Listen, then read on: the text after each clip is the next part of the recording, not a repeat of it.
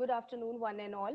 I, Priyanka Tripathi, Assistant Professor, Shambhunath Institute of Engineering and Technology, welcome you all to this webinar on wireless LAN evolution and latest trend. Shambhunath Institute of Engineering and Technology, established in 2004, is approved by AICTE and affiliated to Dr. APJ Abdul Kalam Technical University, Lucknow. Shambhunath Institute of Engineering and Technology has been delivering excellence in technical and management studies and is a pioneer in job and innovation. Now, I would like to introduce our prominent speaker of the day, Mr. Surendra Sir, Senior Manager, Qualcomm India Private Limited. Mr. Surendra Sir is a BTech from NIT Jaipur and MTech in Microelectronics from Uttar Pradesh Technical University. He has formerly worked with DRDO and Freescale Semiconductor and has 18 years of industrial experience. The key intention of today's webinar is to provide opportunity to the global participants to enhance the industry-oriented knowledge and recent research trends. Now, I request Mr. Surendra Sir to kindly proceed with the session. Okay, thanks for the introduction. So, am I audible? Okay, thanks. So, just to give you, little bit more, about me, I am currently working in Qualcomm India Private Limited, Bangalore, for last 6 years, and I am currently in wireless LAN division of the Qualcomm. So, as you all know, Qualcomm is an industry leader in wireless technologies. Qualcomm is the company which invented all the technologies starting from 2G, 3G, 4G, and 5G. And Qualcomm is a company which is, main driving force behind virtually all the wireless technologies. Predominantly, you see in these times, there are three kinds of wireless technologies which are predominant, like cellular, wireless, LAN, and then Bluetooth. So Qualcomm is like industry leader. It not only invents the technology, but it also manufacture devices. It ships devices to customers, and finally they reach as a end product in the hands of consumer. So just to give you like little bit statistics on Qualcomm, virtually 70% of the mobile units across the world, so they have the Snapdragon chip from Qualcomm. So that is the scale of Qualcomm contribution into wireless technologies. So Qualcomm has multiple business units.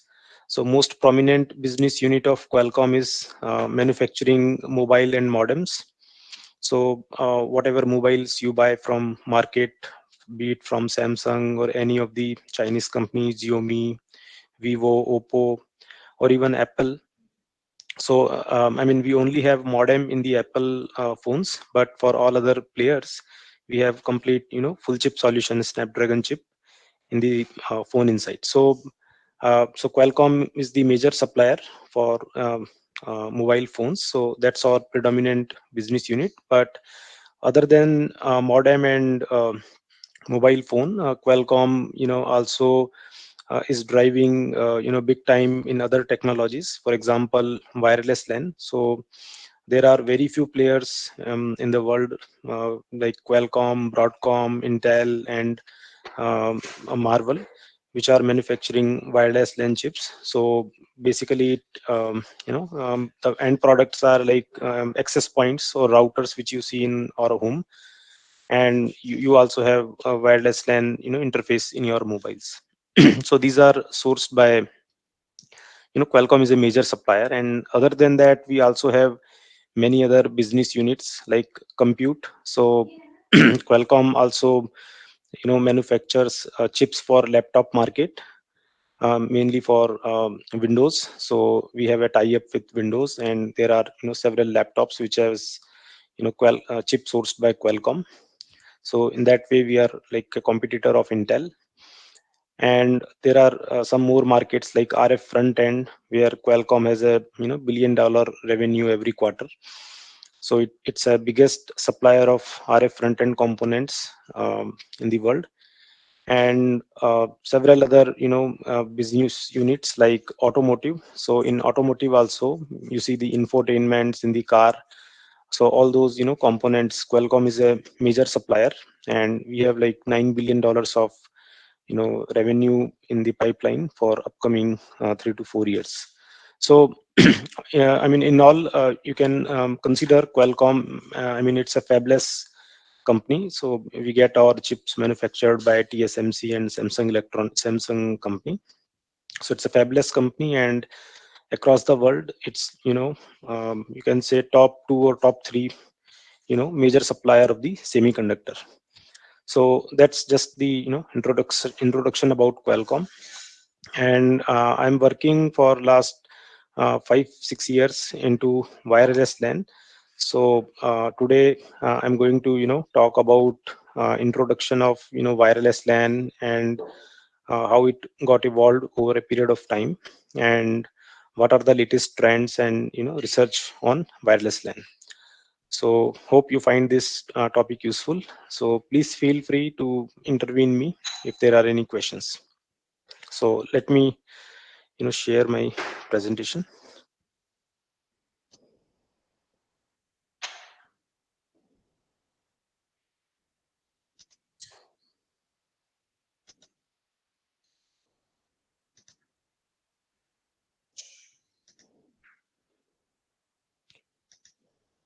So is it audible?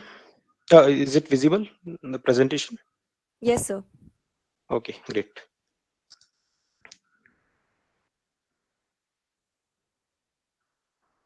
Okay, so okay, so basically, this first slide, just talks about scale of Wi-Fi adoption over a period of time.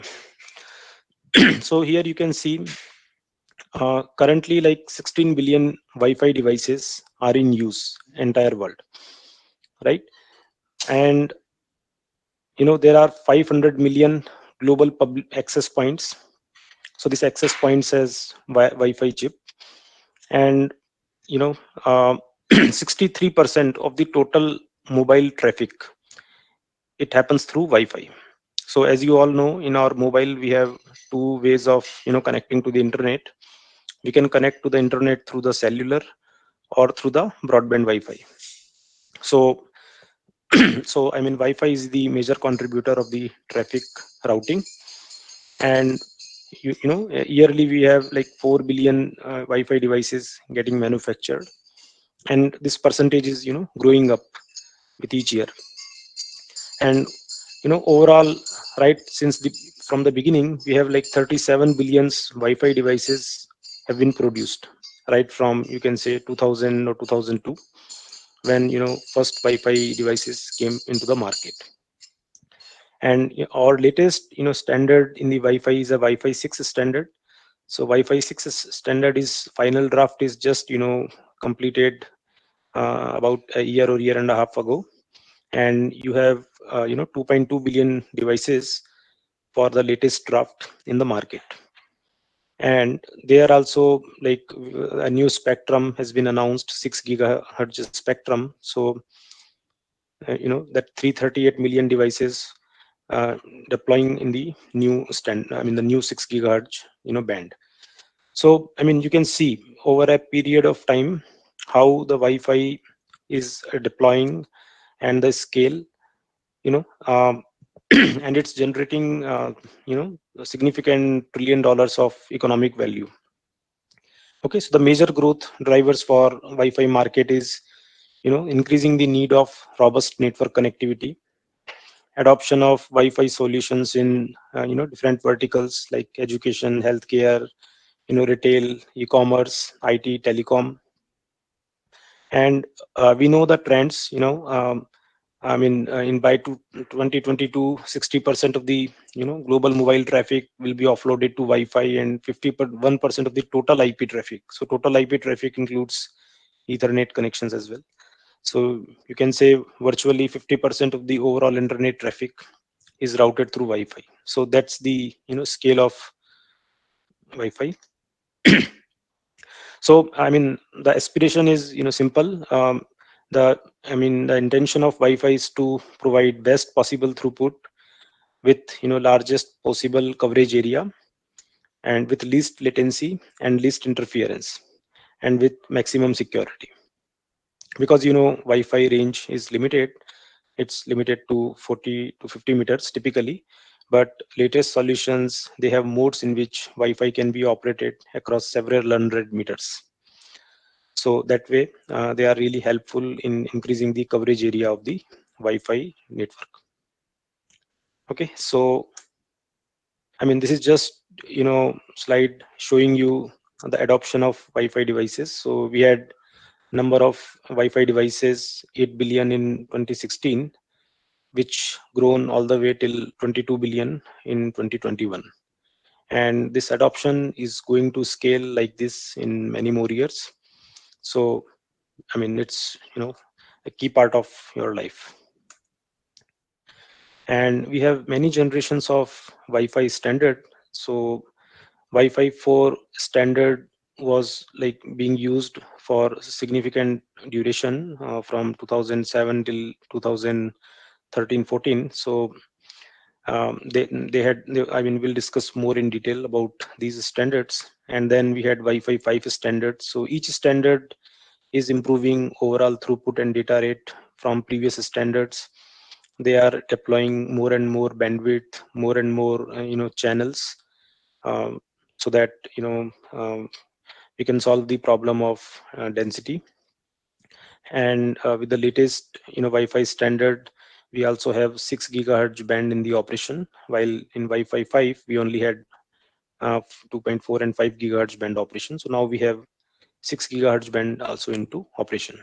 And newer technologies deployed in Wi-Fi like OFDMA and multi-user single user MIMO, and maximum data rate speed up to like 9 Gbps, which was limited to 600 Mbps in like Wi-Fi 4. So I mean, with each evolving standard, our data rates are increasing, latency is getting decreased, Wi-Fi coverage area is getting increased, and we are I mean, improving the overall efficiency of the Wi-Fi to reduce the interference from nearby Wi-Fi networks. Okay, so now let me go a little bit into very basics and fundamental of Wi-Fi. So Wi-Fi standards came into picture in 1997 when the first draft was prepared. And Wi-Fi is basically a IEEE 802.11 standard. And 802.11 standard is a member of IEEE 802.8.2 family. So this IEEE 802 is a standard for a series of applications for LAN-based technologies. So it basically focuses on the lowermost two layers of OSI models, which is MAC and PHY. MAC stands for medium access control. PHY stands for physical layer. So I mean, if you see, we used to have Ethernet network connection, right? Long before. I mean, it is still there. So Ethernet is basically 802.3 standard of this family, and token ring is 802.5 standard. So all these standards, they implement MAC as well as PHY. So now we have 802.11, which is basically a wireless. There are no cables involved. So it's a wireless. So this standard also defines MAC layer and PHY layer. And we have many versions of 802.11, starting with base 802.11, then 802.11, with different PHY, then 11A, 11B, 11G, and 11N, 11AC, 11AX. So there are many standards. Okay, so basically MAC layer defines a set of rules for how to access a medium, and PHY decides how the frame has to be transmitted onto the medium. So if the frame has to be transmitted on Ethernet medium, then PHY will accordingly modulate the signal. Or if it has to be transmitted on through wireless LAN interface, then the frame has to be accordingly modulated. So that is the job of PHY layer. Okay, so yeah, so basically, you can say Wi-Fi is like a extension of earlier Ethernet standard, and Ethernet was based on, if you remember, CSMACD, carrier sense multiple access and collision detection. So when multiple devices are connected to Ethernet cable, so they will first detect if the medium is idle, and then only they will transmit. And once they transmit, and coincidentally if they collide with any other station transmitting at the same time, then they will back off and they will transmit again. So in the same way, Wi-Fi does the same. It is based on CSMA-CA, carrier sense multiple access collision avoidance. So the difference between Wi-Fi and Ethernet is it's based on collision avoidance, unlike Ethernet, which is based on collision detection. So there is a limitation in Wi-Fi. Wi-Fi devices are half duplex, meaning it can either transmit or receive at a time. It cannot both transmit and receive at the same time. So Wi-Fi devices will also wait for the medium to be idle, and then only they will start transmission. And once they start transmission, they will never know whether it has been collided. If two different devices starts transmitting at the same time, so the collision will happen, but devices will not know that collision has happened. So we need to have a mechanism to avoid this collision. So there are some concepts in Wi-Fi standard known as back off and interframe spacing, using which we avoid these collisions. We increase the probability of successful transmission. So I mean, if you see typically like what 802.11 comprises of, so it comprises of four components. So you have the most important component, which is like access point. So access point is the central controller, which is granting access to different stations. So it can connect to multiple stations. Stations could be your mobile, your laptop, or your iPad, or anything. I mean, it can be any device. So any device, any of the device can look for nearby access points, and they can connect to one of the access points, and they can communicate to the internet through this access point through this wireless medium. So this access point will route the traffic to this distribution system, and this distribution system is what is connected to the internet. So basically this access point is giving you wireless medium to access your devices from anywhere in your home, school, or college, or society, and you can connect and you can access the internet. So these are the four components: station, access point, wireless medium, and the distribution system, which is the backbone or backhaul providing internet traffic. Now we have like two basic schemes in which this wireless LAN infrastructure is deployed. One is infrastructure BSS, which is what is predominantly used in 99% of the cases. So for example, at your home you have a Wi-Fi router, we call it as the access point, and you have multiple devices which is connected to the Wi-Fi router, and Wi-Fi router is connected to your optical fiber, and that way you are getting access to the internet. Or you may deploy point to point connections between different devices, and you can exchange the data. So one example of the direct connection I can give is, for example, you must have heard this Miracast application. So where you display your mobile screen on TV through wireless medium. So that happens through point to point wireless connection. Or for example, there are printers which have Wi-Fi in it, and you connect your mobile to the printer and you give a print command. So that is also like example of point to point wireless LAN connections. So that's independent BSS, but predominantly we are interested in discussing more and more on this infrastructure BSS solution, okay, which is based on carrier sense multiple access collision avoidance. Okay, so you one access point, a station can only connect to one access point at a time, but an access point can connect to 10 or hundreds of stations, right? So all these devices can access to the internet through access point. So they time share the medium. So which means at a time only one guy accesses the internet, but different guys, they will access the medium at different time point. But you will really not notice whether I am accessing or somebody else is accessing, because the switching happens at the order of microsecond or millisecond. So in a given second, these different devices will be accessing this wireless medium for some milliseconds, which you will really not notice.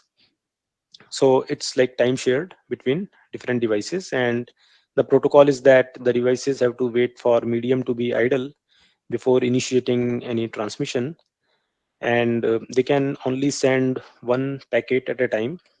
So every time they complete one packet, they have to again contend for the medium. And next time when they contend for the medium, some other station may win. So let's say three stations, they wanted to transmit something. So one of them wins, it transmits one packet. Next time the other station can win the medium and it can transmit its packet. So all that who wins the medium, that's based on, that's like a random behavior, anybody can win. So there is a fairness in the wireless LAN protocol, which allows all stations to access the medium with equal priority, equal probability.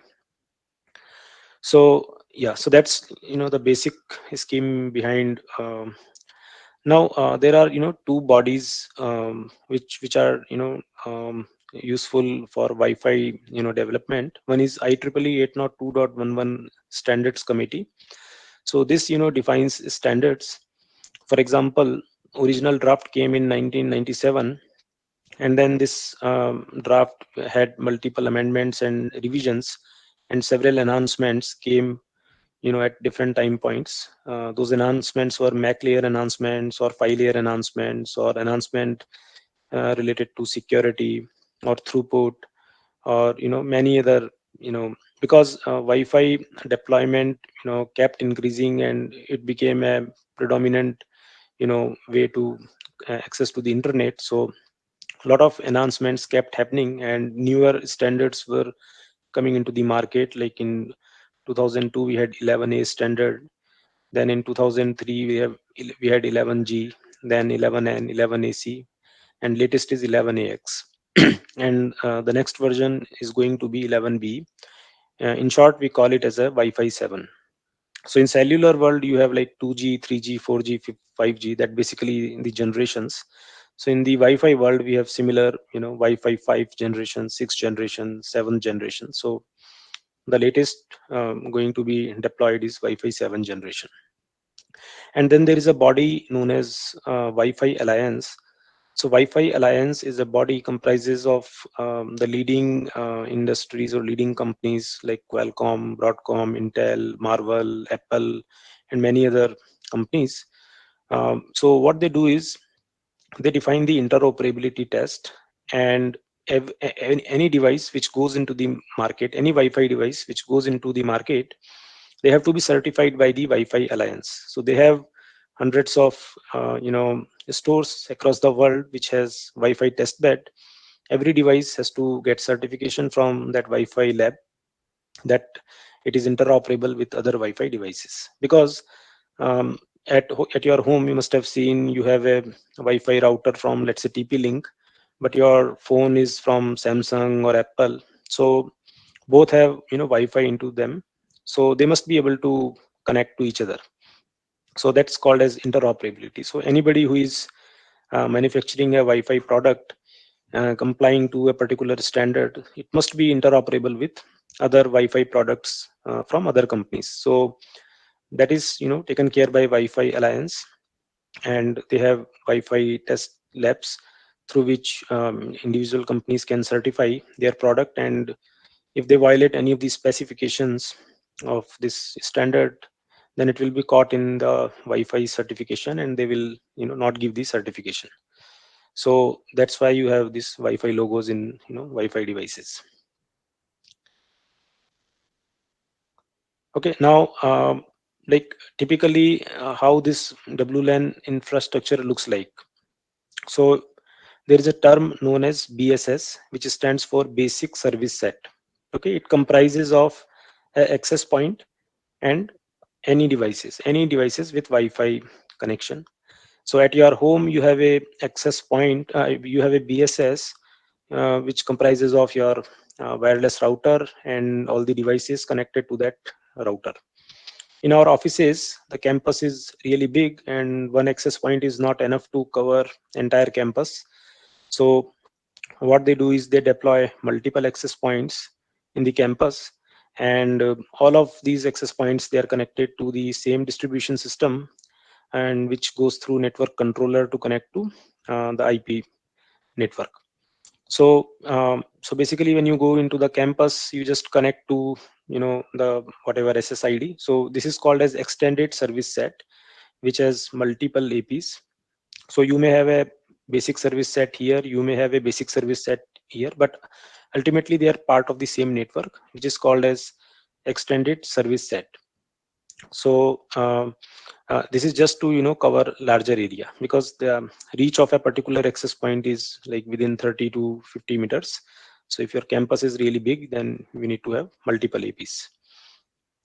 So that's the basic terminology of uh, now this slide defines how 802.11 got evolved over a period of time. So we'll spend some time on this slide.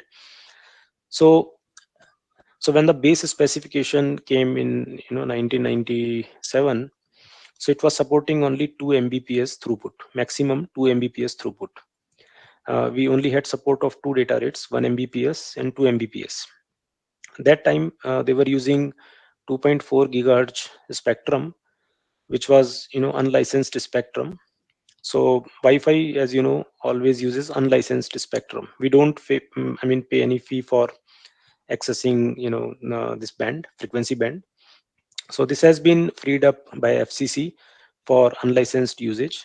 There are many other devices which accesses this unlicensed spectrum. So for example, earlier we used to have codeless phone, so they used to access through 2.4 gig, and microwave oven, so they also use 2.4. Then Bluetooth devices, they also use the same band.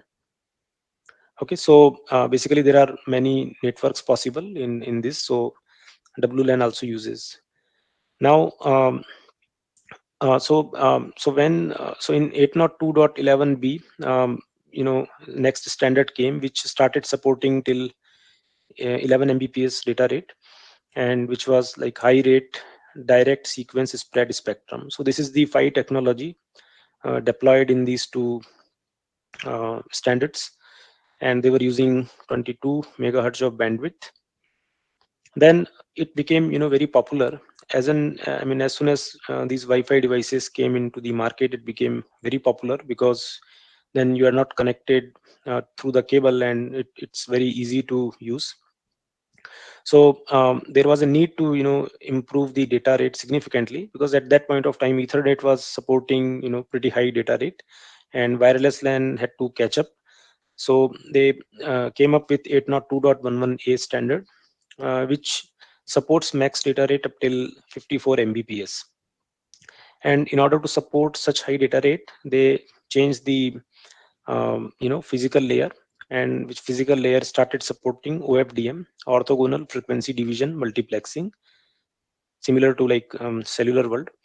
So where you divide your bandwidth in number of subcarriers, and those subcarriers, you maintain the orthogonality, and you transmit your data over different subcarriers. So this became significantly popular in like 2002 to 2005 time frame, and a lot of Wi-Fi deployment happened on support on this standard. And here we were using 20 megahertz band. Then 802.11g standard came. So this 802.11a, it was operating on 5 gig bandwidth. So so this device cannot interoperate with 11b. A device operating in 5 gig cannot talk to 2.4 gig or vice versa. So then there was a need to came up with 802.11g standard, which deploys OFDM physical layer in 2.4 gig band. So so that that device can interoperate with 11B devices. So this 11AG is basically can only work with 11B devices. It cannot work with 11A because it's working on 2.4. So this came because the earlier devices or earlier networks which were still using 11B devices, if you want to continue to use those devices but upgrade your network, you need to use 802.11g. So one like beauty in Wi-Fi devices is that every new standard has to support all the legacy standard. Meaning today, if I buy a router, Wi-Fi router supporting 802.11 AC, is standard, so it has to support 11N as well as 11A standard. So 802.11 AC, as you can see, it only works on 5 gig band. So 11N also works on 5 gig. 11A also works on 5 gig. So this router has to support all the devices which has 11A or 11N.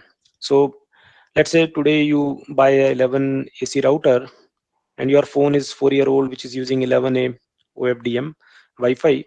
So it cannot happen that your phone cannot connect with this router, right?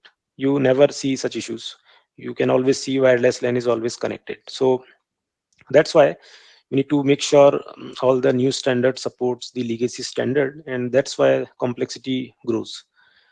Because the new devices, they have to operate on multiple bands and multiple PHY rates, so the complexity grows. So 11N, one significant advantage happened was it started supporting bandwidth 20 or 40. So with 40 megahertz bandwidth, you can uh, increase your throughput just exactly by 2 times. It's like a pipe, how much amount of water you can flow into the pipe. So if you double the bandwidth, you can flow the double the amount of water. And then it also had a new concept known as MIMO, which is multiple input, multiple output. So you can see here in 11N, the data rates went from 54 Mbps to 600 Mbps. It cannot happen just because of bandwidth, because bandwidth is just doubling. So because of this multiple input, multiple output, this throughput increased significantly. So what this means is now between a access point and a station, you can transmit or receive data not just using one stream, one space time stream, but multiple space time stream. Meaning you can, on the same channel, same frequency, you can transmit data using parallel streams, provided the receiver also has multiple antennas and transmitter also has multiple antennas, and that way you increase the throughput. So this enabled to achieve us like 600 Mbps of max data rate. Although in actual use case, the data rate was not that big, because most of our devices, especially like mobile phones and handheld devices, they have typically one, or if it's a premium device, they may have two antennas. So 11N was supporting 4 stream in at max. So if your devices have only one or two antenna, you can only support one or two stream. Okay, but we had advantage of 40 megahertz bandwidth, and some more enhancements happened. So 11N was like a very big success when it happened. It was there in the market for 5 years, and we had lots of devices with 11N. Then so 11N became very popular, and with a lot of internet traffic, the demand of high throughput was keep growing.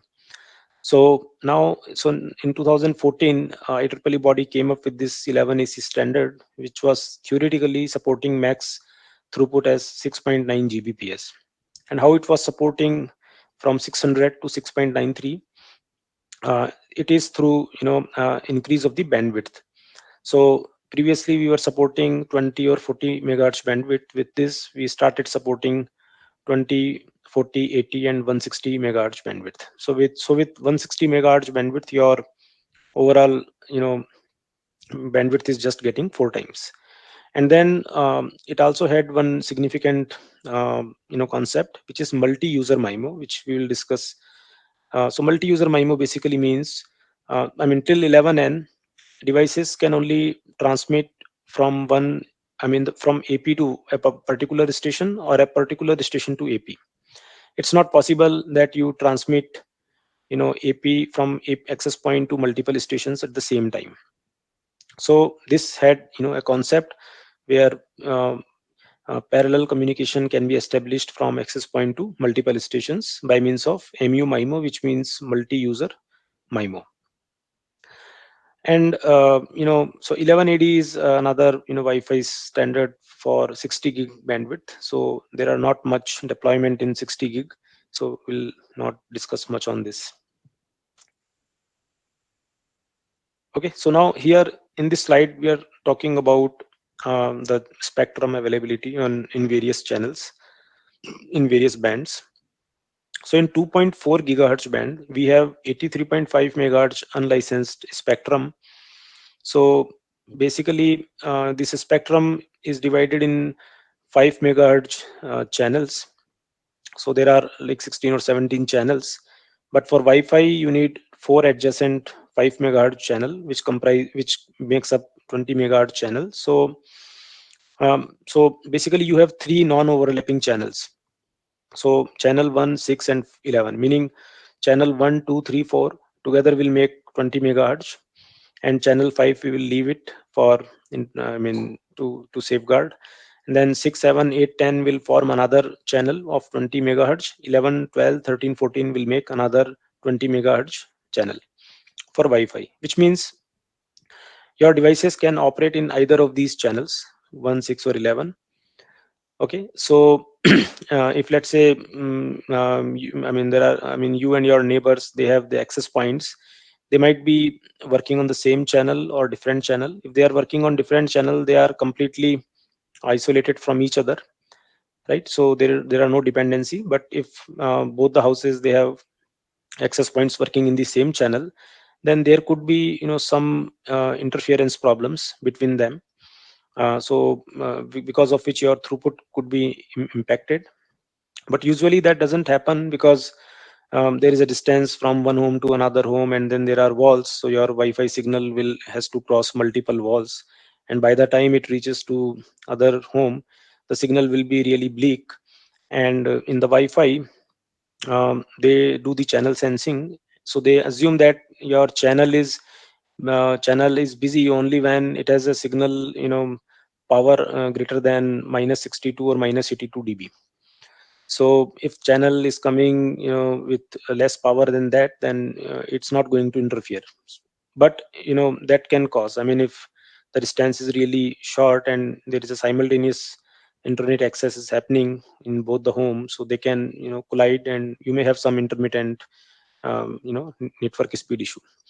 So in offices, when these multiple access points are deployed, so network central controller, they make sure that for adjacent APs, they allocate in different channel. We can also see at our homes, there are many mobile apps. We can see how many APs are there in our neighborhood and which channel they are working on, and accordingly we can configure our channel as well.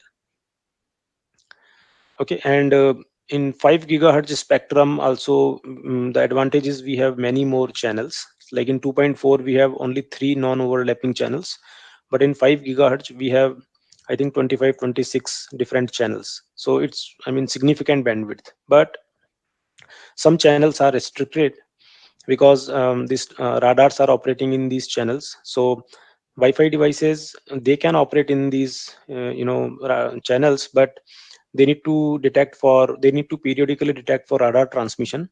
And if they see that radar is using a particular channel, then they have to switch to some other channel. But there are other channels like Uni1 and Uni3. So Uni1 has 4 channel, Uni3 has 5 channels. So there are no radar operations here, so there is no problem of detecting radar transmissions here. So access points can continue using these channels.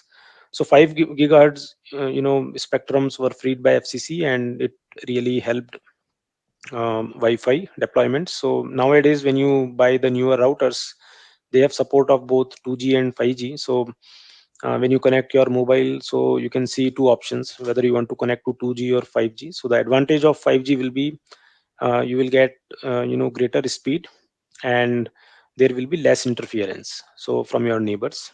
So that's what I do at home when I connect. So I mostly connect to 5G network, and I can see the difference in throughput. Okay, so that's about Wi-Fi spectrum. And now little bit more into, whenever you want to access a wireless medium, so there are two ways. One is channelized access, or medium sharing. So channelized access meaning you are dividing the medium into channels. That could be through frequency time division multiple access, or frequency division multiple access. Okay, and then you assign different channels to different user, which is what is done in the cellular world. But in Wi-Fi, we do share the medium by means of CSMA, carrier sense multiple access. So at a time, only one device is transmitting or receiving. So the devices have to wait medium to be idle, and then they need to start accessing the medium. Okay, so this is just the protocol stack, like where MAC fits into. So basically, 802.11 standard defines data link layer and physical layer. Okay, so the upper layers could be anything. So the upper layers are like IP layer and transport layer, session layer. All those layers are agnostic to the bottom layers. Bottom layers could be Ethernet 802.3, or it could be Wi-Fi 802.11. So they define MAC and PHY specification. So basically, the devices which have Wi-Fi into it, they will get the MSDU from upper layer. You can assume like software is the upper layer. So MSDU basically means MAC Service Data Unit. Okay, so it's like the SDU size could be like 1500 byte or 2300 bytes. So in the original standard, we were supporting maximum size of MSDU as 2304 byte. So let's say if you want to transfer a 1 MB file, okay, or you want to upload or download a 1 MB file, so application will divide them into multiple MSDU, and those MSDUs will be picked up by the MAC header. I mean the MAC layer implemented in the device. MAC layer will append its MAC header on the SDU, and it will convert this frame into a MPDU frame, which is like MAC protocol data unit frame. And then this will be picked by the PHY layer of your device, and PHY layer will append its own header known as PLCP header and a preamble. Okay, and this frame will be transmitted onto the medium. Once the receiving device receives the frame, it will PLCP preamble will help the device to receive the frame correctly. It is also used for frequency and timing synchronization. And then the receiving device will parse the PLCP header, through which it will know what kind of packet it is, what is the data rate, how to decode the packet. And once the packet is decoded, it will give the MPDU to the upper layer of the receiving device, and the upper layer of the receiving device will remove the MAC header, and it will parse the packet. It will check the FCS. So every MPDU has a FCS in the end, which has the CRC for error correction. So if any bit has got corrupted during transmission, the FCS will not match and receiver will drop the frame. So for a successful transmission, the FCS should be passing, and then the receiving device will send the MSDU to upper layer. So MAC will get the MSDU from the transmitting device, and receiving device will give the MSDU to the upper layer. So that's how the MAC implements. So the MAC is agnostic to upper layer. So, and in all our like wireless access, there can be only three types of Wi-Fi packets: management packets, control packet, and data packet. So management packets basically helps in establishing and maintaining wireless connections and communications between stations and a access point. So like one example is, how does your device connects to access point. So when you just boot your phone, okay, so what it does is it looks for a beacon frame. So beacon frame is a frame sent by access point periodically every 100 millisecond. So your device, when it boots, it looks for beacon frame in every channel, and it latches onto a particular beacon. Through the beacon, it knows that okay, there is a access point, and in beacon frame you have all the capabilities of the access point, and then your device will connect to a particular access point. It may receive multiple beacons from different access points, so it will, based on the signal strength, it will connect to one of the access point. You may also need to do the authentication. For example, when you connect to access point, you type in the password. You cannot connect to your neighbor's access point unless you have the password. So that's where authentication comes into picture. So that's where management frame helps. And data frames is a like predominant usage in the Wi-Fi. So any kind of voice, video, or any kind of file upload, download, or internet access, it happens by means of data frames. And then there are control frames as well in the medium. So which are basically, for most common is like acknowledgement frame. So in Wi-Fi, it's a ACK based protocol, meaning every frame you send to access point has to send a small acknowledgement saying that I have received it. If, let's say, that frame is not received by access point, or frame has some error, then access point will not send acknowledgement. So if access point doesn't send acknowledgement, then your device has to retransmit the same frame unless it gets the ACK. And let's say if you are not getting ACK after, let's say, 7 or 8 attempts, so then you will just drop it. You will inform the upper layer that so and so frame is I can't transmit, so upper layer will take care of proper communication. So ACK, and there are other frames to reserve the medium like RTS, CTS. So these are like control frames. So most of the control frames are originated by the hardware. Software and firmware is not involved. Okay, so these are the typical 3 types of frame. So some time back I was just talking about beacon frame, like access point periodically transmit a beacon frame. So through beacon frame, stations can receive do the timing synchronization, because it's very important that all stations, clock of all these stations are synchronized to the access point. So what they do is, beacon has a timestamp, they latch on to that timestamp. It's like aligning your watch.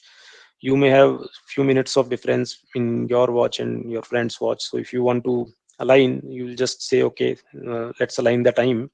But over a period of time there can be some drift. So to remove that drift, APE transmits this beacon frame periodically. So this period is known as target beacon transmission time, which is typically 100 millisecond.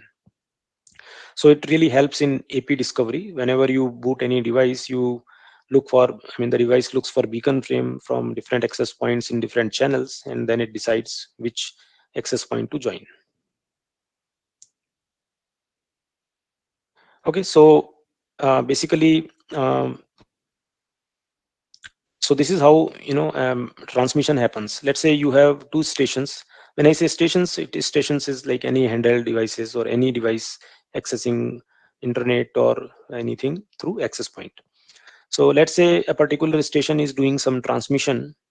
So the station 1 will always know that medium is busy, because it will always do the carrier sensing. It will know that medium is busy, and as soon as it sees that medium is idle at this time point, station 1 will not start transmitting immediately. There is a protocol. It has to wait for one IFS time, then it has to wait for some random backoff counter to expire, and then only do the transmission. So these 2 delays are introduced to avoid the contention when multiple station transmits. They have data to transmit. So let's say if you don't have these 2 times, then what may happen is you may have other stations. Other stations will also see channel idle at this point of time, and they may also start doing transmission at the same time of station 1. In that case, the medium will collide, and your frame exchange will not be successful.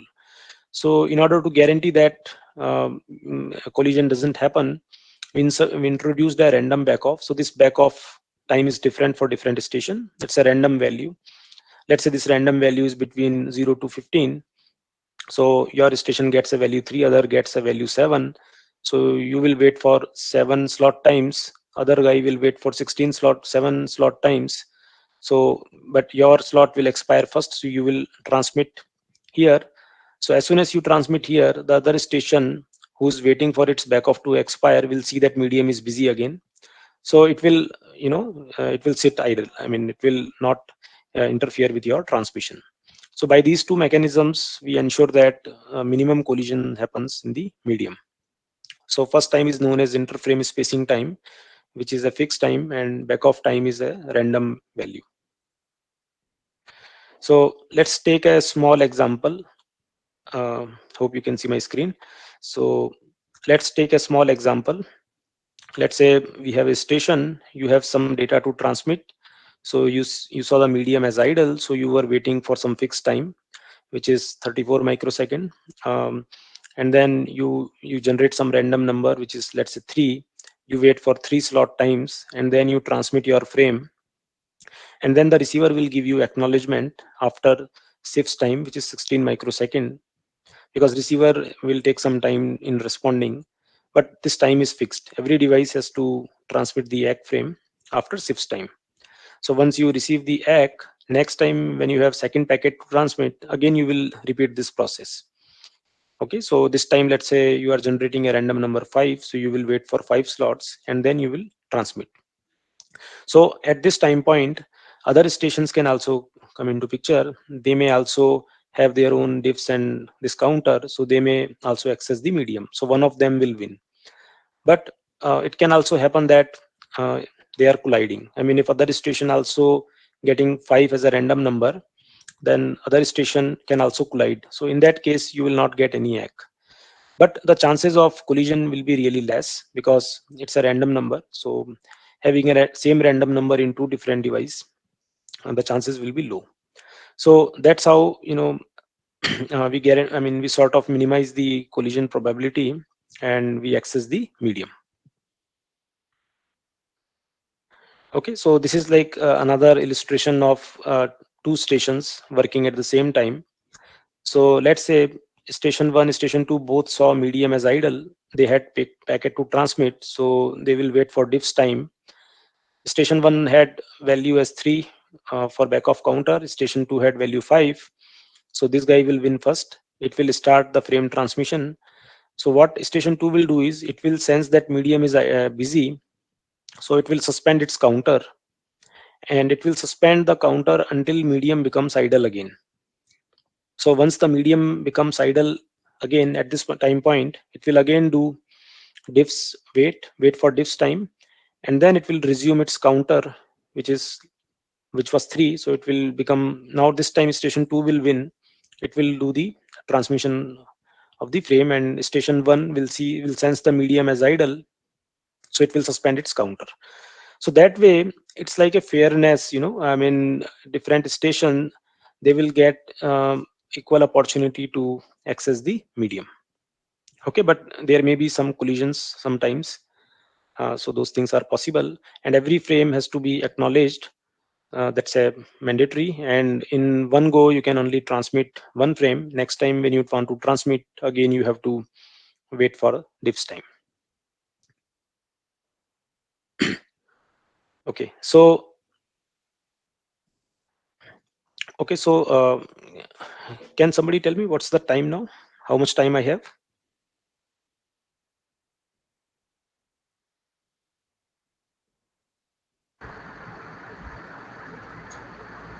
Oh, it's 2:54. Okay, so can I extend this session for some more time? I mean, if all of you are comfortable, Yes, uh, sir. can we We have prolong no it? issue. Yes, sir. Yes, sir. We have no issue. Okay, Yes, sir. so yeah, because I feel it will still take at least 40-45 minutes. I will try to speed it up. So let me know if like there is any objection, else I'll continue. So basically, there is this hidden node problem in Wi-Fi. What this means is, let's say you have a access point and you have two devices, device A and device B. So it might happen that these two devices are within the reach of access point, meaning whenever access point transmits some things, both stations will listen to it. but it's possible that station 1 and station 2 are very far and they are unable to hear each other. So it might happen that when station 1 is transmitting, it saw medium idle, it started transmitting something to the AP, but station 2 was unaware of it. So station 2, when it senses the medium, it will see the medium is free. So it might happen that station 2 may start transmission in between the ongoing transmission of station 1, which normally should not happen. If let's say this station, 1 minute, if let's say this station was not here, if the station was here, then it will always hear station 1 transmission. It knows that medium is busy, so it will not try to transmit in the middle. But because it's very far, it may start transmission in the medium, so your data will be corrupted. So this is known as a hidden node problem, when your different stations are very far from AP. So this can happen typically. So in order to solve this problem, they came up with a concept known as virtual carrier sensing. So typically, originally standard, the devices only had physical carrier sensing, meaning they look at energy in the medium. Let's say my device is operating in a particular channel of 2.4 gig band. I will look for a energy in the medium, and if the energy is more than minus 62 dB, I will consider medium as busy, else I will consider medium as idle. This is like physical carrier sensing. There is another carrier sensing known as virtual carrier sensing. So what happens is, whatever frame we are transmitting, there is a field there which is called as duration. So that duration field in the frame tells you how long the medium is going to be busy after end of the transmission. So let's say if this duration is 30 micros, 50 microsecond, meaning from this point till 50 microsecond, medium is going to be reserved. So the other station which are listening to this transmission, because other stations will also be able to listen to this transmission, at least the MAC header they will be able to decode. So they will know that the medium is going to be busy so long, so they will assume medium is busy till here. They will never try to initiate any transmission till here. That's known as virtual carrier sensing. So they will look at end of the packet in the medium, and from there they will wait for 50 microsecond time to expire, and then again they will check the medium is idle or not. So that's virtual carrier sensing. Okay, so how this helps? Okay, so how this helps is, we introduce Wi-Fi. Introduces RTS and CTS frame. RTS meaning request to send, CTS meanings clear to send. So whenever station 1 has to transmit some big data to AP, it will first send a RTS packet, request to send, and it's a very small packet, for 20 byte or 18 byte packet. Then AP will respond with CTS in SIPS time, which is 14 byte packet. The interesting thing is this: the CTS packet will be heard by everyone, because it's a transmission which will go in all the direction. So even if CTS packet is destined for station 1, it can be heard by station 2. It just contains receiving MAC address and some other fields. So station 2 will know that uh, AP has given a clearance to station 1, and the medium is going to be busy for, let's say, 100 microseconds. So this guy will remain idle. It will not interfere with your transmission. So once it hears the CTS, it will it will consider medium as busy for that much time, and the time it will get from duration field in the MAC header. Okay, so this way we can avoid a hidden node problem. So usually devices have that intelligence built into it. When they see that they are transferring, they have to transmit very big packet, so they don't want any interference from hidden node, so it will comply with RTS CTS handshake. But if it's a very short packet, then they will not use RTS CTS. So this actually adds overhead, because RTS and CTS, the time you are consuming in air to transmit RTS CTS is not a useful data. Useful data is only this. So RTS CTS adds some overhead, but it helps in hidden node problem. Okay, so like so far whatever I was discussing was like 802.11a or original standard. So as you know, like when I was giving introduction, after 11A we had 11G and 11N standard. So in between we had one amendment. So this amendment was basically some quality of service enhancements. Okay, so one of the problems with the legacy standard was, you will transmit a frame, you will wait for acknowledgement, then you will transmit a frame, you will wait for acknowledgement. So you are, a lot of medium time is getting wasted due to acknowledgements and due to shifts time between the acknowledgements. So they came up with this scheme where multiple data can be transmitted to the receiver, and then you can send one block request frame, and then you can get a consolidated acknowledgement frame for all the data. So let's say receiver has received only two data packet out of three, so it will say that, okay, I have received out of three, I have received these two packets. So transmitter will know, okay, which packet was not received, it will retransmit only that packet again. So this way you are reducing the overhead of acknowledgement frames and lot of shifts time in between.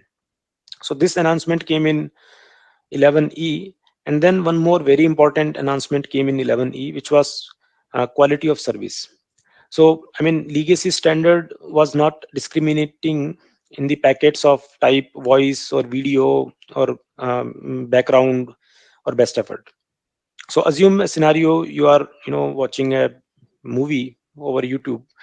So you don't want it to doesn't happen continuously, there are some breaks in between, or you are talking somebody over WhatsApp, that traffic goes through Wi-Fi. So sometimes you must have noticed you are getting a break in the voice in between. So we really need to prioritize voice and video traffic over internet over any other traffic. So if you are doing a big file download, let's say 1 GB movie you are downloading or file you are downloading, so that downloading may take extra time, it will not impact you. But if there is an impact, if there is a delay in voice or video, so that will impact. So in 11E they inserted many enhancements in the standard to prioritize video and voice. So there were many parameters. So those parameters values were different for voice, video, background, and best effort. And with this mechanism, this voice and video was given high priority, and it improved significantly in the overall usage of Wi-Fi. So yeah, so one example, like illustration I can show you. So let's say there are two stations. One station has to transmit video packet, another station is doing just some file download. So this station will wait for AIFS some fixed time, which will be a very small value. If it's a video frame, this time will be very small, while if it's a background frame, this time will be very big. So sort of you are giving priority to video over best effort. And then the counter also, the back of counter will also have a smaller value here, larger value here. So video has more chances of winning the medium. So here it has won the first time, second time, but third time the other guy has won. But it's okay. You can't, starve the other guy infinitely. So, but you are giving priority to voice and video. So with these parameters, we had this quality of service to make sure voice and video gets high priority access. Okay, then a third concept they introduced in 11E was transmission opportunity, TXOP. So in the original standard, one station was supposed to transmit only one packet, and then it has to wait for medium to be idle, and then again wait for the random backoff. With this, what AP did was AP allowed, a fixed time for each station, meaning once a station wins the medium, let's say station has a video packet to transmit, it wins the medium, then it is allowed to access the medium, let's say for 10 milliseconds. So rather than just transmitting one frame and then again waiting for the random backoff, it can transmit n number of frames, shifts apart. Shifts time is 16 microsecond, and then it can request for block hack, and then it can get a block hack. So that way it will transmit a burst of packets when it wins. So this concept was there only for voice and video, So only voice and video traffic can do transmission in the burst. Other will do only one packet transmission. Okay, so this was the announcement also came in 11E. Now we'll come to some technical details of physical layer. So in 802.11a standard, we had 20 megahertz bandwidth. You are knowing, right? So, and we use OFDM, orthogonal frequency division multiplexing, as a physical layer implementation. So they divided into this into 64 subcarriers. So you can transmit data on each subcarrier, and subcarrier spacing was 312 kilohertz, which was sufficient. So, and your symbol time was 4 microsecond. So basically, um, with 20 megahertz bandwidth, total number of subcarriers were 64. Subcarrier spacing was so and so. Symbol time was 4 microsecond. And out of 64 subcarriers, 48 subcarriers were the data subcarriers. Rest were guard band or pilot subcarrier. So the useful data is carried by only data subcarriers.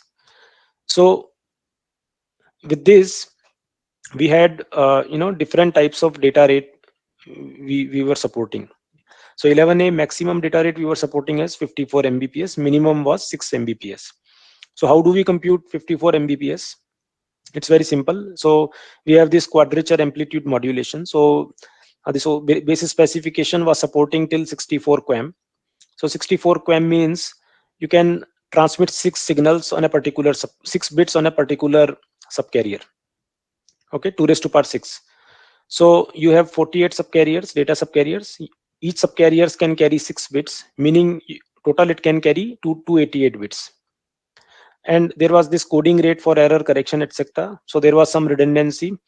Redundancy was 3/4. So if the usable, the effective number of bits on 20 megahertz bandwidth was 216. And your symbol time was 4 microseconds. So you divide this by 4 microseconds, so you get the data rate. Similar way, you can compute data rate for all other cases. You need to multiply number of bits into number of data subcarriers into coding scheme, divide by symbol time. So you will get, so the devices have options of transmitting with any of these modulation schemes. So if you see that channel is noisy, you are not getting acknowledgements, there are a lot of collisions happening, so then you will tend to go upwards. You will use smaller modulation rates, which will have lesser throughput. But if channel conditions are really good, the channel is less dense, then devices will intelligently pick high modulation schemes and they will achieve high data rate. So all that intelligence is built in Wi-Fi devices, and user is agnostic to these data rates. So this is how a packet looks like on the air. A given packet in Wi-Fi looks like on the air. So you have this data portion which is coming from upper layers, which is known as MPDU, which has MAC header in it and the data. And then these left three side field, three fields: short training field, long training field, and signal. This is added by the PHY layer. So this short training and long training field is a fixed size, 8 microsecond, 8 microsecond, known as preamble, which is used, which helps receiver in latching to this Wi-Fi signal and for timing and synchronous frequency syncs. And this signal has some details which tells how long the frame is and what are the data rates, which modulation and coding scheme this packet is using, so that receiver can decode it accordingly. So if you notice, every frame has this overhead, 20 microsecond of overhead. So this is a waste, right? I'm sorry, but there is no choice. And then each so when all these Wi-Fi transmissions, they are transmitted as like multiple number of symbols. Each symbol is 4 microsecond, where 0.8 microsecond is a guard band, 3.2 is a usable symbol time. Okay, so so when 11 in standard came, so we saw there were two announcements: 40 megahertz introduction and MIMO came in, and then this was supporting both 2.4 and 5 gig bands. So throughput enhancement happened because of this 40 megahertz bandwidth as well as MIMO scheme. Okay, so MIMO, and then there was some more enhancements. So we'll quickly move to MIMO. MIMO like is very simple. You have one access point and your mobile. Let's say you are using just one antenna, so you are achieving some throughput. If your device has multiple antennas, so the access point can transmit multiple streams of data through multiple antennas, and that way you can double the throughput. That's like MIMO. So this standard had support for up to 4 antennas, but most of the devices they will have like one antenna, or in some cases 2 antennas. So using MIMO schemes, you can have 1 or 2 or 3 or 4 spatial streams, and you can basically speed it up. Your data rate you can just double, triple, or 4 times. You can do it for different modulation schemes. And there were some like 5-layer enhancements were also done in 11N. In 11A, we had 48 subcarriers, okay, out of 64, which carries the data. But in 11N, they improved it to 52 subcarriers. And they also have option of reduced guard band. So in 11A, we had fixed 0.8 microsecond guard band, which makes 4 microsecond symbol. In 11N, we had two options. Either you go with 0.8 microsecond guard band and keep total symbol time as 4, or you have 0.4 microsecond guard band and total symbol time will be 3.6 microsecond. So reducing this guard band improves your spectral efficiency. So you can see here, if you just keep 0.8 microsecond guard band, your data rates are, with single stream you are getting data rates up till 65, which was 654 in 11A.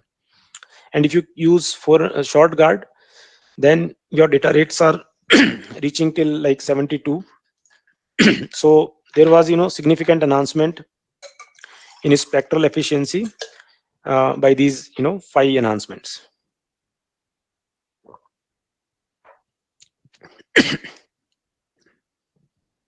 Okay, so then there was one more important announcement done in 11N, which was frame aggregation. So previously, every frame we used to get from upper layer, we used to append header, MPDU header, and then it was going on the air. Here we had provision of combining multiple MSDUs and forming a single MPDU. This we call it as AMSDU, aggregation of multiple service data unit. Okay, so this will reduce your overheads, because now let's say you are combining 6 MSDUs in one MPDU. So now you just need to transmit one frame for 6 MPDU. So all your preamble times and act times will be saved significantly.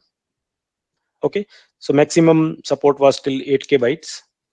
And another type of aggregation was AMPDU aggregation, where you can aggregate multiple MPDUs and then you can transmit multiple MPDUs as single PPDU, meaning a single transmission. You need to contend the medium single time for all these MPDUs. And there was a support in 11N to aggregate up till 64 such MPDUs. So basically you can transmit 64 packets in one shot. You just need to wait one time for back off, etc. And you can just transmit 64 packet in one go, and you just need to get one single egg. So these enhancement significantly reduced overheads in the medium and improved the overall throughput significantly.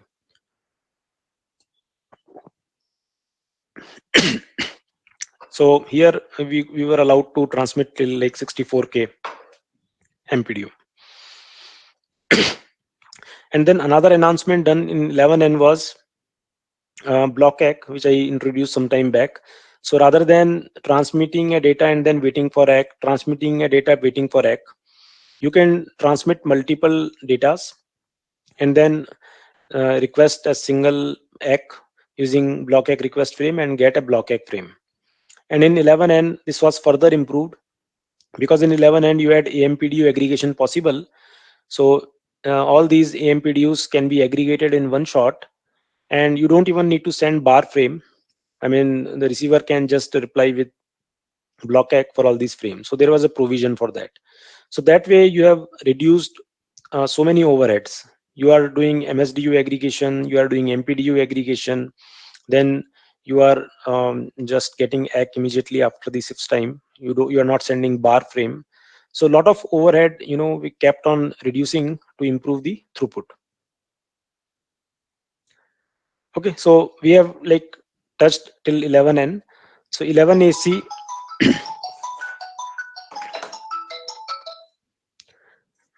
so 11AC, was the next standard. So 11AC, I mean, at this moment of time, there was a strong need for, uh, improve the throughput. So we jumped from 600 to 6 Gbps throughput. So how did it happen was, here we had support of 40 megahertz bandwidth. So this standard allowed usage of 80 and 160 megahertz bandwidth. Now in 2.4 gig band, there is this bandwidth is not available. We have seen we only have 3 channels available of 20 megahertz. So you can only do 20 or 40 megahertz transmission in 2.4. But in 5 gig, you have these many adjacent channels available. So you can do 80 megahertz and 160 megahertz transmissions in 5 gig. So that's why this 11AC was supported only in 5 gig band. And also, it had one interesting concept, MU-MIMO, which we'll see in the subsequent slide. Okay. So what was the limitation of 802.11n? Although there was support of 4 spatial streams, meaning you can transmit data in 4 parallel spatial streams to a given device, but the device does not have those many antennas. So then there is no point of doing 4 transmissions, right? So, so what we did in 11AC was, in 11AC, by the time 11AC standard came, Wi-Fi deployment was significantly high. Your TV has Wi-Fi, your laptop, mobile phone, smartphones, printer, every device has Wi-Fi, and access point is servicing all these devices. So why not have a mechanism where you can transmit packets in parallel to all these devices? Okay, so using the same channel. So that is achieved through beamforming. So even if the devices are using same channel, you want to transmit different packets to these devices, you can create beamforming. You can have different antennas for these devices, and each antenna will create a particular beamforming for a particular station, and you can transmit data in parallel. So that was implemented in 11AC. So in 11AC we had multi-user MIMO feature which came into picture, and in 11N we were supporting 4 maximum streams. In 11AC we could support 8 streams. So which means you can have a 2 stream communication with your laptop and 1 stream communication with, let's say, your TV or some other devices. So altogether you can do maximum 8 stream communications in parallel. Okay, so your bandwidth got increased from 40 to 160, meaning you can transmit using 20 megahertz bandwidth or 40 or 80 or 60 or 160, provided its medium is free in all these bandwidths. It's not that you can simply transmit. You need to first sense the medium in all these bandwidths. So if all of them are free, then only you can transmit, else you will go back to 20 megahertz bandwidth. So because of this bandwidth improvement, and we achieved significantly high throughput.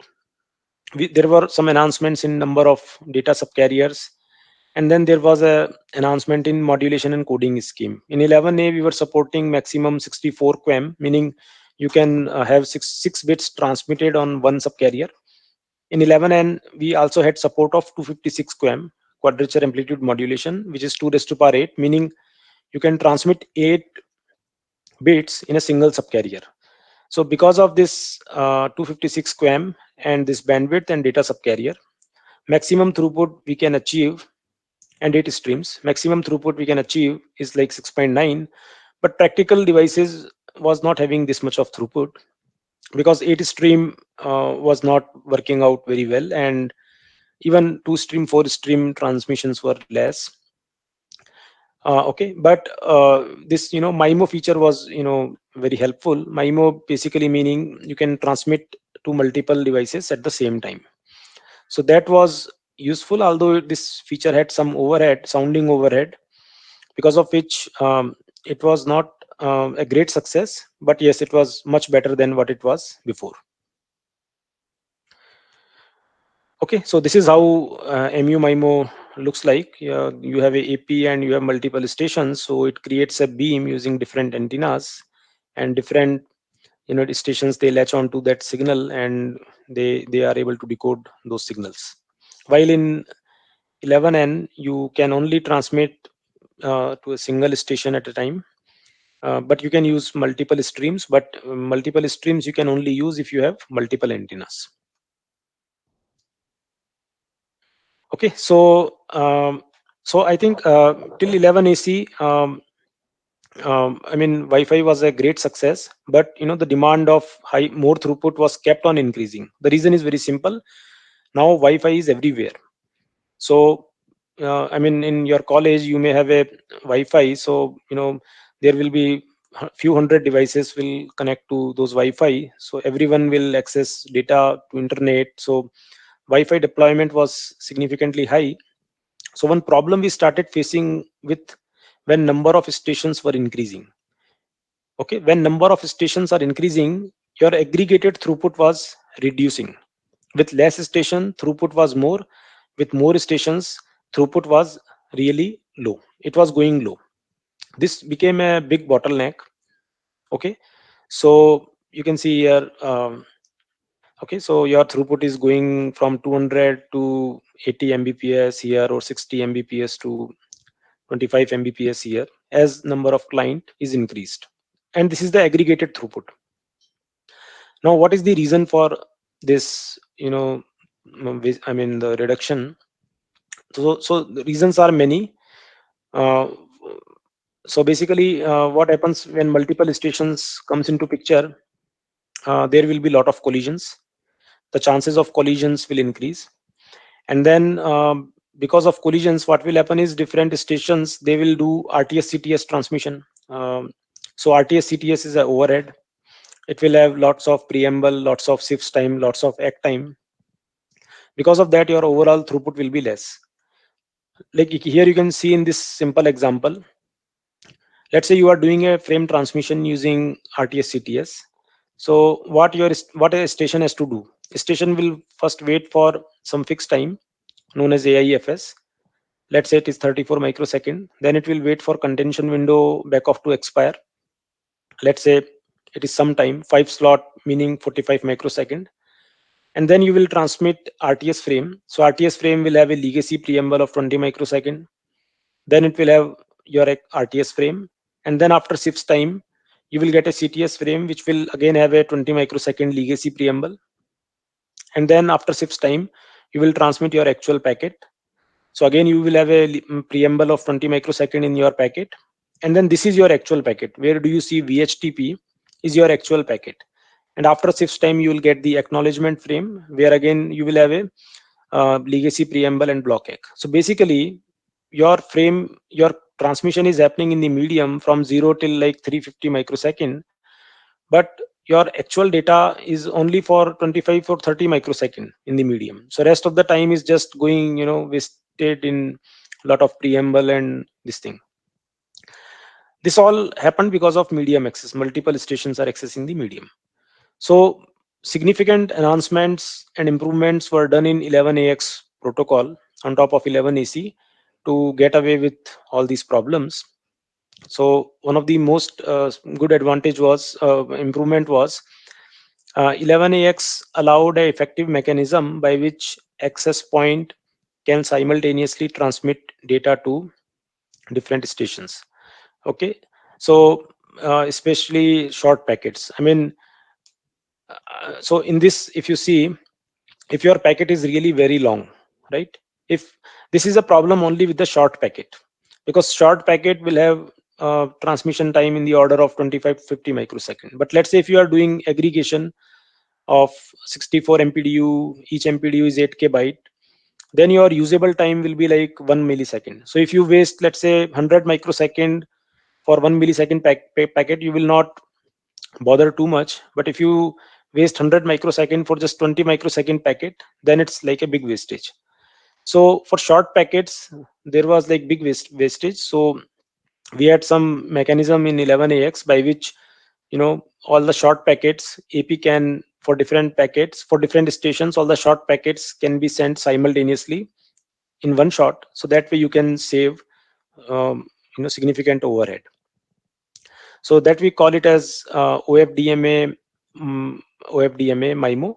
OFDMA meaning orthogonal frequency division multiple access. So here what we do is we divide the bandwidth into different subcarriers, and we assign different subcarriers to different station, and we do the transmission in parallel, and we transmit in such a way that they don't interfere with each other.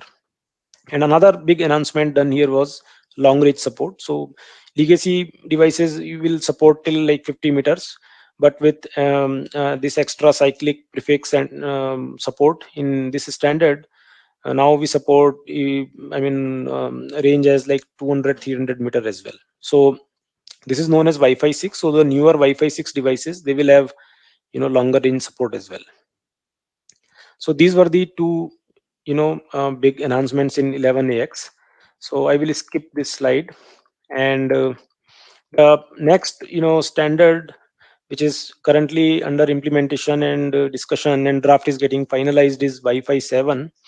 So the work is in progress, and this draft will be finalized by 2024, but the devices have started getting manufactured. So first draft is out actually in May 21, and Qualcomm has launched the first device with Wi-Fi 7. It is currently under testing, and soon it will hit into the market by end of this year.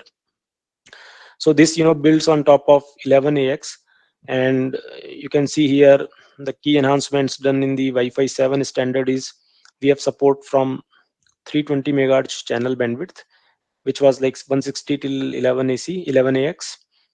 So, and then we have support of 4K QAM. So in 11AC we had support for 1K QAM. So now we support 4K QAM, meaning 12 bits can go in one subcarrier at the same time. And then there is a support of 16 spatial streams, which was 8 until 11ax. And then some interesting concepts: multi-link operation, meaning AP can transmit to a station using two separate bands, meaning your device can have two chains. One chain may be operating on 2.4, another chain may be operating on 5. So you can use both the chain to transmit data, so that way you can improve the throughput, as well as you can reduce the latency. For gaming application, that's very important. So you want to access to the internet as soon as possible, your packet has to go as fast as possible when you play online games. So if you have multi-link operation between your device and the AP, so your latency will be really low. So that's where the use case is there. So this Wi-Fi 7 will be very effective for such use cases.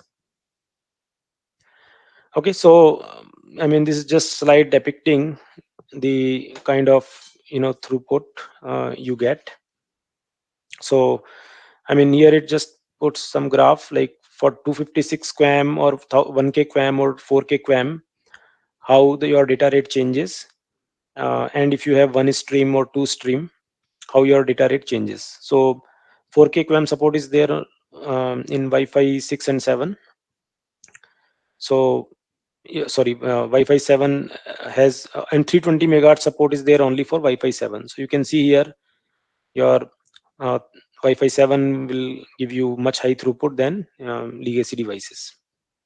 Okay, so the max throughput theoretically Wi-Fi 7 will support is 46 Gbps, but it will take time to achieve this throughput. In initial devices, um, they will not support this high throughput, but going further, there is scope.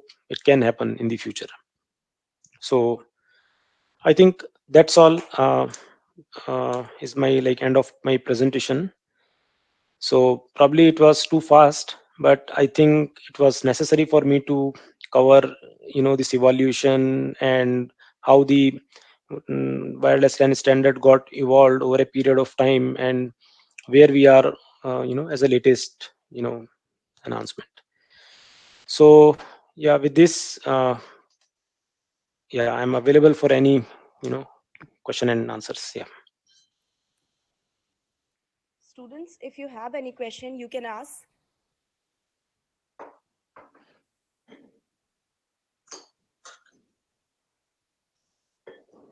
Any question? Please feel free to ask any question, how much ever basic it is. Or you can ask any other question, other than this topic. If I could answer, I will answer.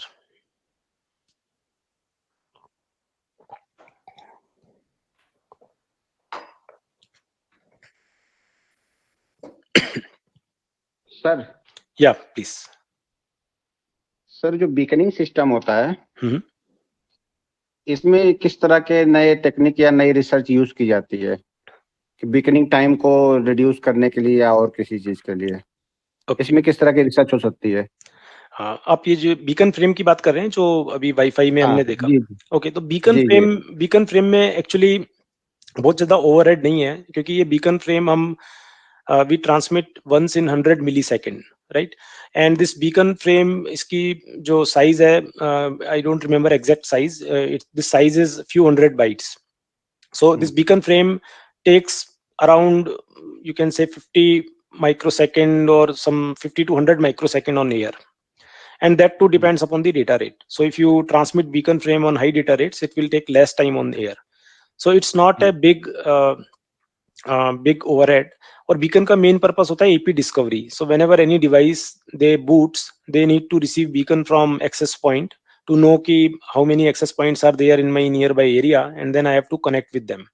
So beacon frame is like mainly for AP discovery and to help connecting to the stations. और उनका जो overhead है, it's like quite less.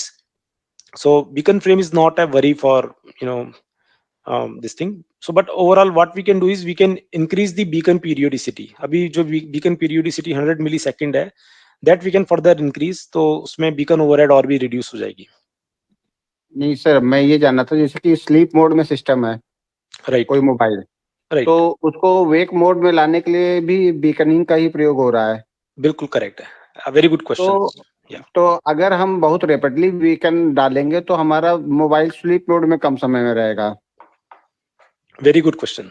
सो इसमें सो I answer. सो इसमें क्या होता है, एक प्रोविजन होता है वाईफाई में, whenever any station wants to go to sleep, so it will in the beginning it will handshake with the access point. It will say that I will go into sleep mode for 10 beacons. Okay, let's say 10 beacon meaning 1 second. So please buffer packets for me, and I will wake up just before 10th beacon. So what that station will do, station will send a packet with PM bit 1. PM bit 1 meaning power management 1, meaning I am going into sleep. And then what EP will do is, if any packet it gets from internet which is destined for that station, it will buffer that packet in its buffer, and then it will keep on sending beacons periodically. And then station is intelligent. Station, what it will do, it will just wake up before it receives 10th beacon. And when it receives 10th beacon, there is a bit in the beacon frame which tells that whether there is a buffered frame available for you or not. So if there is a buffered frame available for you, you get it from AP, else you again go back to sleep. So जो stations हैं उनको 100 microsecond 200 microsecond के लिए awake होना पड़ेगा. They will awake, they will get the beacon, they will see if there is any frame for me in the AP. If there is no frame, I'll again go back to sleep. तो जो हमारी devices हैं, when they are not transmitting, what they do is they wake up every, let's say 10 beacons, or every 1 second. They wake up just for 100 or 200 microsecond, they receive the beacon and they realize कि there is no packet, they again go back to sleep. तो जो आपका power wastage है वो काफी reduced है, मतलब it is just happening for 100 microsecond in a second, for example. Okay, thank you sir. Right, so it's a very good question. I mean, this उस पे काफी एक अच्छा चैप्टर है, how do station saves power in Wi-Fi transmission. So if you, और इसमें एक DTIM interval भी होता है. If AP has multicast and broadcast packet, तो those packets are delivered during DTIM window. So DTIM is also comes into picture. Thank you sir. Yeah.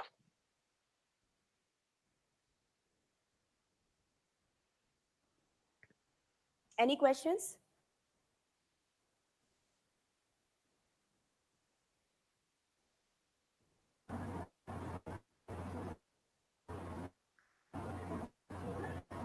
Any another questions? So there, Yeah, how we please. can, what are the quick common Wi-Fi connection? What are Okay. the quick ways to Wi-Fi connection? Okay. So, see, one thing I can tell you, uh, one of the biggest problem you can face with Wi-Fi is that speed problem. For example आपने Airtel का connection लिया, Airtel ने कहा कि will give you 100 mbps connection, but when you are accessing or you are checking your data speed, you are not getting that speed. You might be getting 1/10 or 1/5 of that speed. So why that is happening? So उसके multiple reasons हो सकते हैं. एक reason ये हो सकता है कि lot of devices are connected to your access point and they are doing simultaneous access. Okay, so if there are lots of devices, more than 10 devices connected to AP, and they are all doing video streaming, so that's where you will have the problem, but that we cannot solve. Okay, that is given. The other problem could be जो आपके neighbouring access points हैं, आपके neighbours के घर पे जो wifi router लगे हैं, we can check what channel they are operating on and what channel you are operating on. Still in India 95% of the cases में 2.4 गिग स्पेक्ट्रम ही हम यूज करते हैं. तो if your Wi-Fi router is only supporting 2.4 gig spectrum, then we don't have any choice. But what there we have one choice, which channel we are associated with. So as you know, in 2.4 we have 3 non-overlapping channels. So if you know what channel your neighbor is operating on, you can make sure that I am operating on some other channel. Okay, so that you can talk with your operator, and there is a mobile app, I forgot the name, mobile Wi-Fi or something, so using which you can know for all your neighbors how many access points are there in your vicinity and which channel, which band they are operating on, and then you can make sure I am operating on a channel which is not coinciding with them, so that there will be less and less interference. So if there is a less and less interference, then you will get very minimum collisions and your throughput will be high. That is one thing. Second thing, जो आपका access point wifi router घर पे जहाँ पे भी लगा है, you need to put in a proper location so that signal reaches to your device sufficiently good. So there should be like minimum number of walls. I mean, if your distance is very large and there is no line of sight, so the signal will travel through multiple walls and then it will reach to your device. So if the signal strength will be low, then devices will use lower speed modulation rates. So try to be line of sight with AP. And when you place your AP, I mean थोड़ा उसको wall से हटके, I mean like half 1 feet या कुछ feet थोड़ा wall से थोड़ा distance होना चाहिए, so that signal properly travels till your device. I think these are the only two things I can think you can handle. Like, and third thing is, if let's say your Wi-Fi router is supporting 5G as well, like which is happening in my case, so I usually get connected to 5G. So that will also give the throughput advantage. So these are the three ways in which you can improve your throughput. I'm not sure if this was your question or something else. Connection problem meaning yahi hai ya something else? It's like related to speed or something else? Oh, yes, sir. Yes, sir. No. Yes, Yeah, you yes. can. Regarding speed, sir. Thank you, sir. Yeah, you can do one experiment. When you just sit very near to your Wi-Fi router, you test your speed of the network, and then you go a little bit far, 10 meter, 20 meter, and then you go inside some room. So you will see the difference. Okay, so placement of the Wi-Fi router also matters a lot, and then which band you are using, and whether your channel is coinciding with channels of your neighbors. So these three things are important.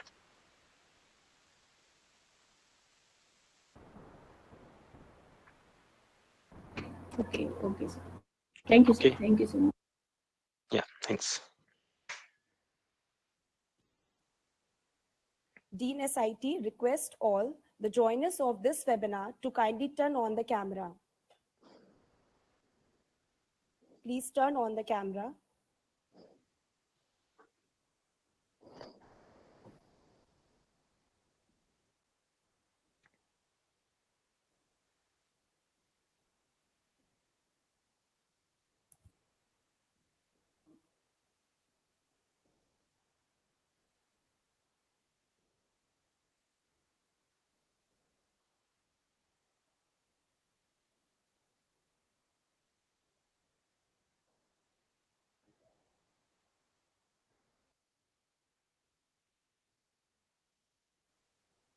So this brings us to the end of this fascinating webinar session.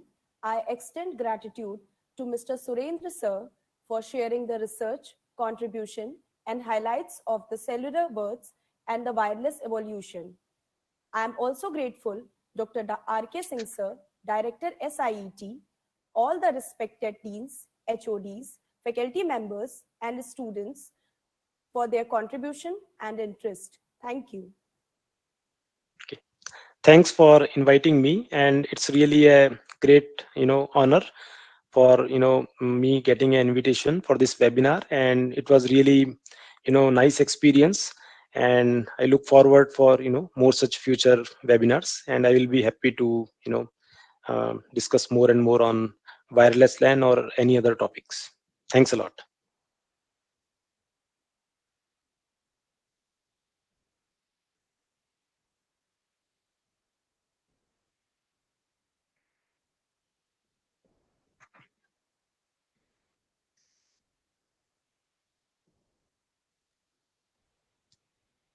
So I'm exiting the meeting. Thanks.